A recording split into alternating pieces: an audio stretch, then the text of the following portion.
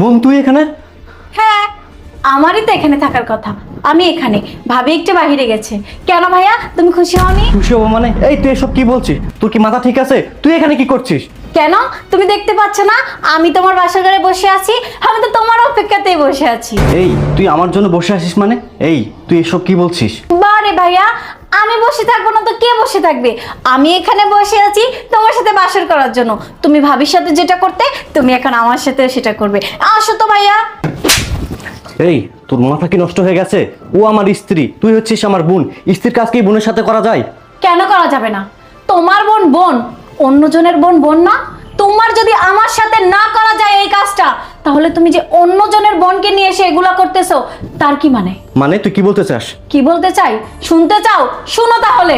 তুই তাহলে থাক, আমার জন্য দোয়া করিস, আমি গেলাম। এই শোন বন্ধু, তুই